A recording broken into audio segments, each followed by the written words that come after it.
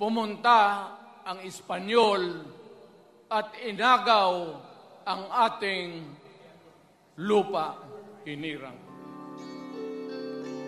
400 years, nagtiis ang Pilipino, subjugated by foreigners. Kamusta na Pinas? Ano na ba ang nangyayari? Di ba't ikaw ang pinaglaban ng mga bayani? Laban sa mananakop, ngayon ay napuot. Ang dati mong payapa, kaguluhan ng pinalot. Minamanipula na tila gusto ang kinin.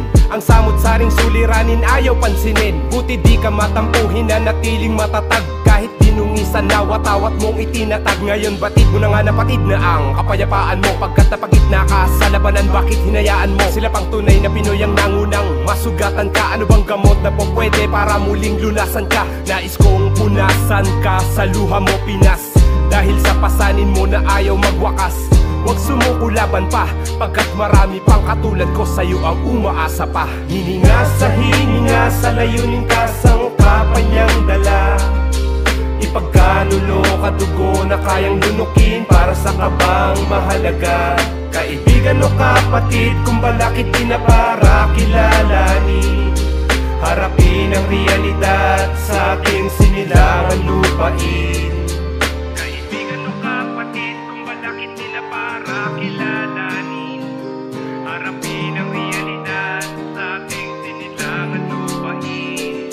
Kamusta na ang Pilipinas na minamahal ko? Tila yung dating matitikas ay biglang nalumpo. Kapwa ko pa ang siyang pumina sa libro na ganto. Sa pamumuno na umiwas sa sariling multo. Kapangyarihan na abuso, walang sinasanto. At pinangyarihan ay nauso na ulit ang gulo. Kung sino pa yung nagpabago sa ikot ng mundo, ay siya pang naging mali sa mga taong nakaupo. Hindi sang-ayon sa palakad ng batas publiko. Karanas ay pumapait na ang katas baliko. Walang tuwid sa ninanais natin na marating.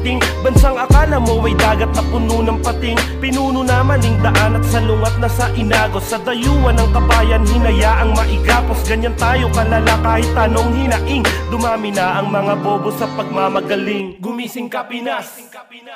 Hininga sa layunin kasang kapanyang dala. Ipagkanulo ka dugo na kayang lunukin para sa kabang mahalaga. Kaibigan o kapatid, kung balakid di na para kilalanin.